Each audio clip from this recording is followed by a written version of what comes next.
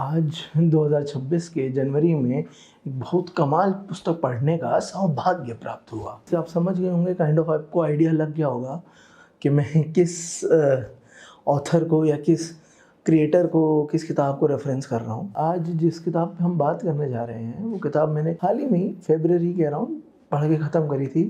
Last 1 महीने से almost अपने थॉट्स इकट्ठे कर रहा था, सोच रहा था कि एक्चुअली मुझे इस किताब के बारे में लगता क्या है, मुझे पढ़ के लगा क्या। मुझे मज़ा बहुत आया, पर क्या ये सिर्फ मज़े के लिए थी या इससे भी ज़्यादा कुछ और है। एक्चुअली मेरे थॉट्स क्या हैं, क्योंकि कई बार मुझे बहुत सारी चीज़ें सोचने के लिए पुश तो कर रही है, पर और क्या है, क्योंकि ये किताब अपने आप को सीरियसली नहीं ले रही है। बहुत अंडर प्ले कर रहे हैं कि हाँ भाई it's a funny silly book, but ऐसा नहीं है। बहुत एक अच्छा हमारे कंटेम्प्रेरी टाइम के इंडियन इंटरनेट का डॉक्यूमेंटेशन है कि कैसे pre Covid and post Covid internet या प्री जियो और पोस्ट जियो इंटरनेट ट्रैवल कर रहा है इंडिया में, और कैसे उसने ऑलमोस्ट एज अ सोसाइटी हमें रीशेप कर दिया है। शायद जो 100 साल, 50 साल, 60 साल हम एज अ सोसाइटी लग के नहीं कर पाते वो शायद 10 साल में इंटरनेट ने कर दिया। इंटरनेट के एक्सेस ने हमें इतना चेंज कर दिया। जो आज की हमारी किताब है उसका नाम है the great Indian brain rot, और ऑथर है किताब के अनुराग माइनस वर्मा। किताब पब्लिश करी है ब्लूम्सबरी ने। फन फैक्ट, ब्लूम्सबरी पब्लिकेशन का नाम इंग्लैंड के एक शहर ब्लूम्सबरी से आता है, जो उस समय में लाइक 1700s में बहुत पॉपुलर था पब्लिकेशन के लिए। वो एक हब था वो शहर पब्लिकेशन के लिए। वहाँ पे ज़्यादातर जो लीफलेट्स छपते थे, जो भी छोटी मोटी नॉवेल्स छपती थी, वो ब्लूम्सबरी में छपती थी, वो शहर में छपती थी, और उसी शहर के नाम पे ब्लूम्सबरी पब्लिकेशन का भी नाम है। ये इन्फॉर्मेशन मुझे ब्रिजर्टन से मिली। अब थोड़ा सा अनुराग भाई के बारे में बात करते हैं। तो अनुराग भाई, आपको पता है कि वो सटायर पे बहुत ज़्यादा फोकस करते हैं, वो समाज पर कटाक्ष बहुत अच्छा करते हैं। वो उनका पॉडकास्ट भी बहुत कमाल है, उसमें सोसाइटी के बारे में बात करते हैं, इंटरनेट कल्चर के बारे में बात करते हैं। तो ये किताब ऑब्वियसली कहीं ना कहीं जो उनका पर्सोना है, जो उनकी एक तरह से पर्सनैलिटी है, उसी के ही रिस्पेक्ट में होनी थी। मतलब कहीं ना कहीं उसी ही प्रकार का कुछ होना था। जब मैंने उठाई तो ये किताब में बहुत एक्साइटेड था। कवर बड़ा सुंदर है, और द ब्रेन रॉट वर्ड अभी तक हम सुनते आ रहे थे, अभी तक हम मीम्स में देख रहे थे, बट फाइनली एक डॉक्यूमेंटेड एक किताब में उसके बारे में एक बात हो रही है, वो भी इंडियन कॉन्टेक्स्ट में, जो बहुत ज़रूरी था। तो अनुराग भाई ने करा। अनुराग भाई बहुत इंटरेस्टिंग पर्सनैलिटी है, उनकी रील्स बहुत अमेजिंग होती हैं, वो जो आर्टिकल्स लिखते हैं वो भी बहुत कमाल होते हैं, जो पॉडकास्ट करते हैं वो भी बहुत कमाल होते हैं, जो वीडियोज़ वो राजीव तलवार जी के साथ बनाते थे, जो वो एडिट्स बनाते थे, वो सब बहुत अमेजिंग। तो मैं फ़ैन हूँ उनका बहुत अच्छा। तो ये मैंने ऑब्वियसली किताब पढ़नी थी। अब किताब के बारे में बात करते हैं। सबसे पहले अब सवाल यही आता है किताब देखते ही कि ब्रेन रॉट क्या होता है भाई। मतलब ब्रेन सड़ जाना, रॉट होना, सड़ना, और दिमाग का सड़ जाना, ब्रेन रॉटिंग। तो कहीं ना कहीं यही है कि एक ये डिजिटल एज में एक ऐसी कंडीशन होना जहाँ पे आपके पास इन्फॉर्मेशन तो बहुत सारी, आप बहुत सब कुछ इन्फॉर्मेशन ग्रैब कर रहे हो, पर उसके बारे में सोच नहीं रहे हो। तो कहीं ना कहीं आपके ब्रेन को मेल्ट कर रहा है। Melt not literally but metaphorically melt कर रहा है, आपके ब्रेन को स्मूथ बना रहा है। हम बहुत सारी इन्फॉर्मेशन कंज्यूम तो कर रहे हैं, पर उस इन्फॉर्मेशन हम कुछ कर नहीं रहे हैं। तो हम, हो सकता है ये वीडियो देखेंगे किताब के बारे में, बट हम किताब पढ़ेंगे नहीं, तो हमारा कुछ फ़ायदा नहीं होगा। हम बहुत सारी रील्स देखते हैं, फन फैक्ट, टॉप 5 ये, टॉप 10 ये, फलाना फलाना, पर उस इन्फॉर्मेशन का हम करेंगे क्या? क्या उस इन्फॉर्मेशन की हमें ज़रूरत भी थी? Brain rot is a condition of unrestricted consumption of information and content without thinking about it। मेरे हिसाब से हो सकता है अगर हार्वर्ड या कहीं और कुछ और डेफिनेशन होगी तो मैं ज़रूर यहाँ लगा दूंगा, बट मेरे हिसाब से ब्रेन रॉट का यही मतलब है कि आप इतना कंज्यूम करते रहो, ब्लाइंडली कंज्यूम करो, आपको सोचो मत। ये वही है ब्रेन रॉट। अब आते हैं किताब के बारे में।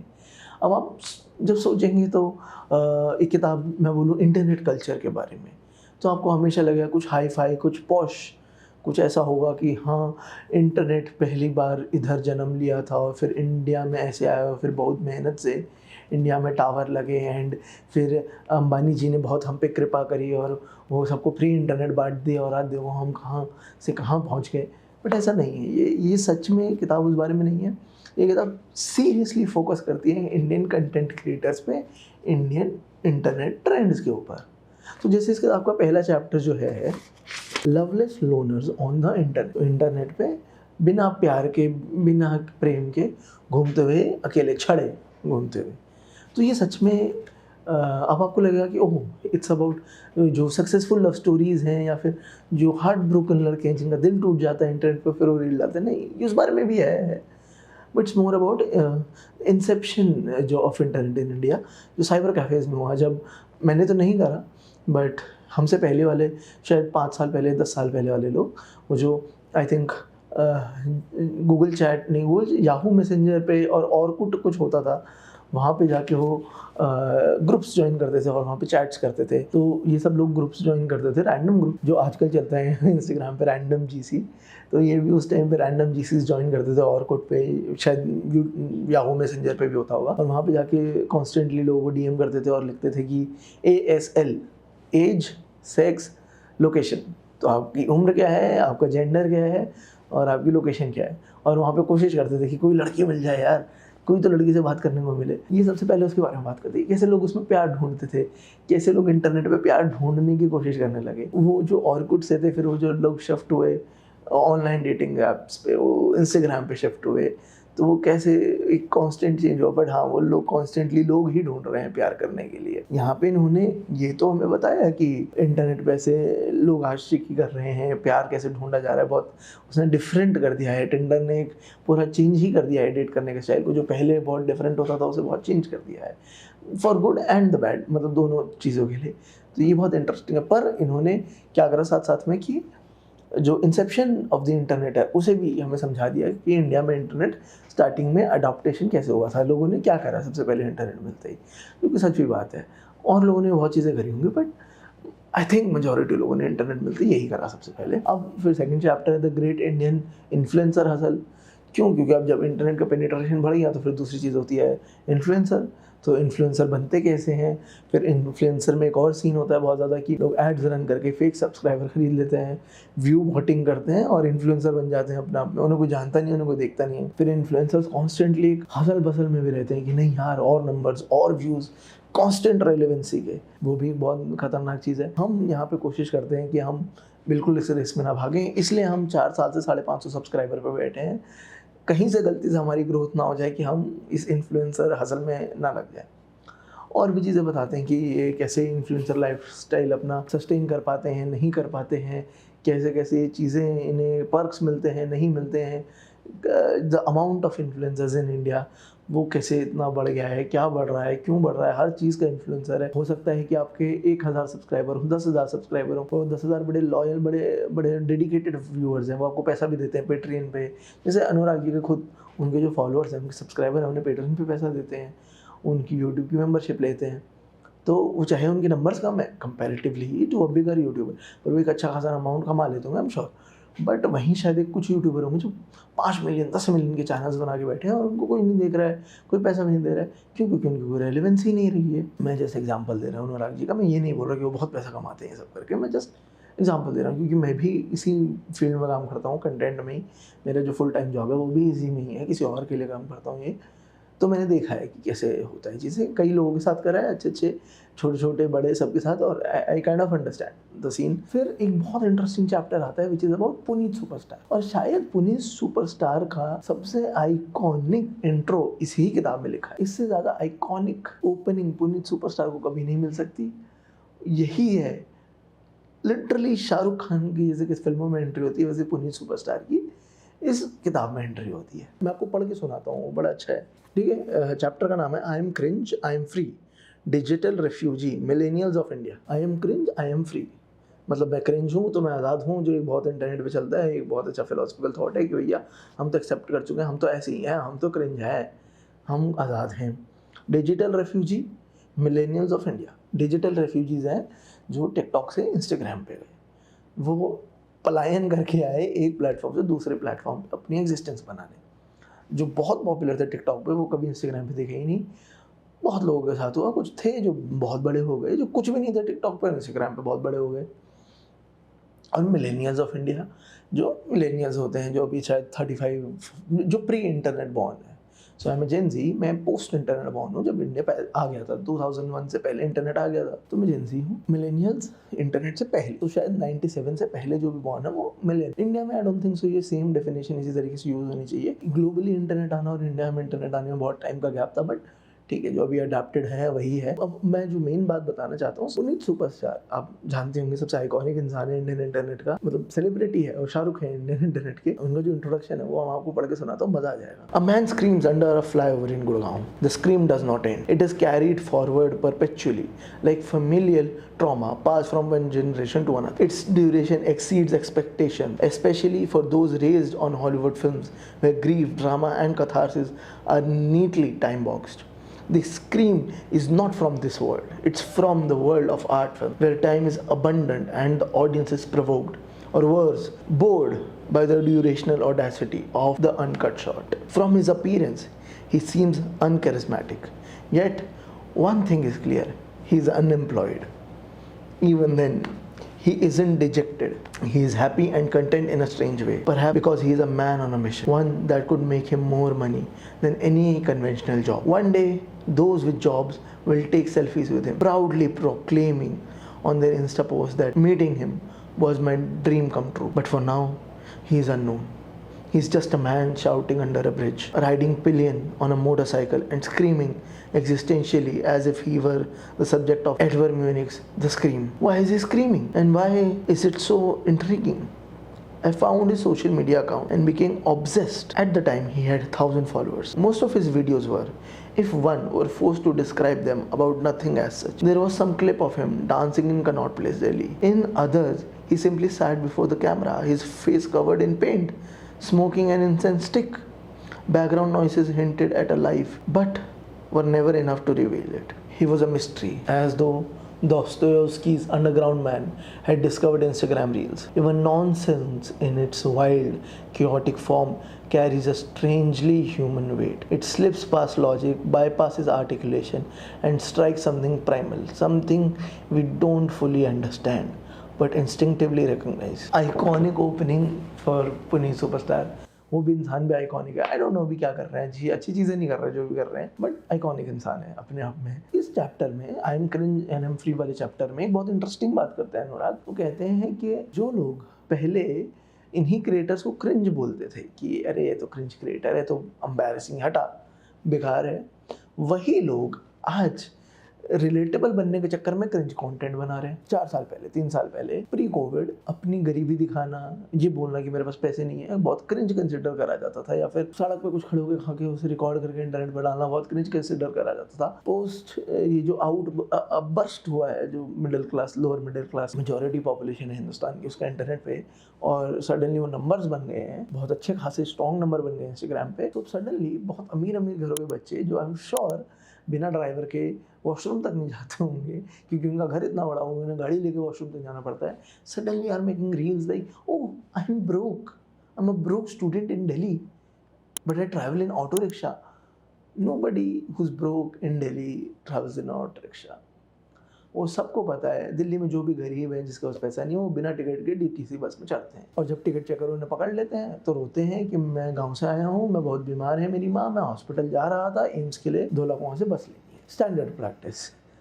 पर अमीर घरों के बच्चे, इन्हें पता ही नहीं है ब्रोक क्या होता है। इन्हें जस्ट एक अमेरिकन स्लैंग सुना है बहुत अच्छा, ब्रोक, या वी आर ब्रोक, तो ये ब्रोक है, ब्रोक या वी आर ब्रोक, मेरे अकाउंट में 50,000 रुपये हैं बेटा, ब्रोक, ऐसी होता है। इसके बारे में जो अभी हम बात कर रहे हैं, छोटी सी ये जो बात अभी हमने करी है ना, थोड़ी सी, इसको मैं एक्सपैंड करूँगा अभी कुछ दिनों बाद, जब एक और किताब मैं अभी पढ़ ही रहा हूँ, शायद जैसी पूरी होती है उसके बाद थोड़ा सोच के लिख के उसके बारे में रिव्यू करेंगे, तब उस पर एक्सपैंड करेंगे। किताब का नाम है why poor people don't kill us, और ऑथर का नाम है मनु जोसेफ। मनु जोसेफ भाई कमाल राइटर है, उनकी कमाल सी किताब होगी। तो जब उस पर बात करेंगे तो इस बात पे आएंगे कि कैसे ये अमीर लोग रिलेटेबिलिटी के लिए, या फिर जस्ट उनको फ़र्क ही नहीं पता है अमीर गरीब का, या उन्हें पता ही नहीं हिंदुस्तान कितना गरीब है तो वो अपने आपको गरीब समझते हैं, because just because someone is richer than them. मतलब उन्हें कि हिंदुस्तान के अपर मिडिल क्लास को पता ही नहीं है कि वो बहुत अमीर है, उन्हें पता है पर वो मानना नहीं चाहते क्योंकि उन्होंने अपने आप से अमीर एक और इंसान देख लिया है। तो वो कैसे अपने आप को गरीब ही पोर्ट्रे करते हैं, तो अपने आप को गरीब ही मान के बैठे हैं, तो उसके बारे में बात करेंगे। बट हाँ, इसमें भी उस बात पे हिंट करा गया है जो कि बहुत सही है। अगला चैप्टर है the long shadow cast by Sushant Singh Rajput. Obviously ये बहुत ट्रैजिक चीज़ थी जो हुई कोविड के टाइम पे, लॉकडाउन में। तो बट इसके बाद जो मीडिया ने करा, जो मीडिया ट्रायल्स हुए, जो मीडिया ने एकदम उस पर कैपिटलाइज करा, हर चीज़ को इग्नोर करके बस एक खबर के पीछे पड़ गए और लिटरली विच हंट करा है एक लड़की का इसके ऊपर, बाय द वे जिसका कुछ नहीं निकला उसका। उसके बारे में बात करते हैं। फिर कास्ट प्राइड के बारे में बात करते हैं, कैसे पहले Indian was very liberal kind of, but कुछ समय से इट्स वेरी कास्ट ड्रिवन, तो देयर इज कास्ट प्राइड। सो जैसे मैं बनिया हूँ, तो मेरी बहुत सारे कजन्स हैं, मैं देखता हूँ और डिस्टेंट मतलब कम्युनिटी के लोग भी देखता हूँ जो they are very proud of being Bania. वो इंटरनेट पर गाने भी बना रहे हैं, वीडियोस बनाते हैं जैसे अबाउट बीइंग बनिया कि हाँ देखो हम कितना अमीर हैं और हम कितना सारा पैसा है और हम कितना कंजूस हैं। सो ये कास्ट जो प्राइड है, फिर यादव्स का है, फिर राजपूत का है, फिर जाटों का है। तो हर कास्ट के लोग कैसे कैसे वो कास्ट प्राइड को लेके आगे आके उस पर कंटेंट बना रहे हैं कि मतलब कैसे द ग्रेट 2021 सिस्टम रेवोल्यूशन हुआ है इंडिया में, विच over through the previous majorитarian government, the system revolution. It will be studied in our CBSE books 2 साल बाद. One of the greatest thing ever happened to India, system revolution. तो उसका एक बड़ा interesting take है the Yadav cast pride, और जो actually जो डिस्क्रिमिनेशन यादव कास्ट फेस करती थी बहुत रीजन्स में नॉर्थ इंडिया के, कैसे उसके ऑपोजिशन में काइंड ऑफ ये निकला। फिर द जाट्स, द छत्तीस बिरादरी, the PEPSU legend and everything. बहुत बहुत अच्छा इसमें कुछ है, ये बहुत अच्छा चैप्टर है। अच्छा, अब इस किताब में तो टोटल 9 चैप्टर हैं, बट मैं सबके बारे में स्पेसिफिक ना बात करके अब जो मेरा फेवरेट है वो है a pandemic of podcaster monetising the mumble. तो ये पॉडकास्टर्स के बारे में और मैं बड़ा इससे रिलेट करता हूँ भाई, जिसमें बातें करी हैं, क्योंकि खुद भी हम पॉडकास्टर ही हैं काइंड ऑफ। मतलब पहले तो प्योरली वही करते थे, अब थोड़ा सा ये P2C वीडियोस में आ गए, बट अभी भी मैं जो पैसे कमाता हूँ, जो मेरा मेन सोर्स ऑफ इनकम है पिछले 3-4 साल से, वो पॉडकास्ट। तो मैं प्रोडक्शन करके, गेस्ट आउटरीचिंग करके ये पैसा कमाता हूँ। मेरा main source of income podcasting. और मैंने देखा है कि कितना बुरा हाल है इंडियन पॉडकास्टिंग सीन का। लाइक हम लिटरली लोग फ्री में एडिटोरियल टेबल देने के लिए तैयार हैं कि आप फ्री में ले लीजिए। ये इन्होंने तो बोला है कि लोग पैसे में लेते हैं एडिटोरियल टेबल। मैं आपको बता रहा हूँ कि इतना ड्राई हो चुका है पॉडकास्टिंग मार्केट, क्योंकि गेस्ट तो है नहीं, गेस्ट तो वही 30-40 लोग हैं, उन्हीं को ही घुमाते रहो या फिर किसी नए नए इंसान को इंट्रोड्यूस करते रहो।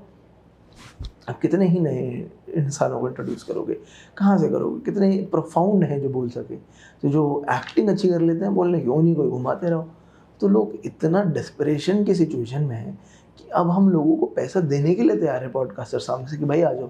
पहले तो उल्टा होता था कि आप पैसे लेते थे किसी को बुलाने के लिए, अब सिस्टम उल्टा हो गया है, सिस्टम अब आप पैसे देते हो कि भाई आ जाओ। अब आप बोलते हो कि फ्री में आ जाओ, बस आपको एडिटोरियल टेबल भी दे देंगे, आपको क्वेश्चंस भी दे देंगे, आपको सबको दे देंगे। अगेन इन्होंने बहुत अच्छे से समझाया कि पहले जो वही एक पॉपुलर मीम भी चलता है कि टैक्स लग जाना जी पॉडकास्टिंग में, डबल 100-200%। I agree. तो शायद मार्केट कंट्रोल में आ जाए।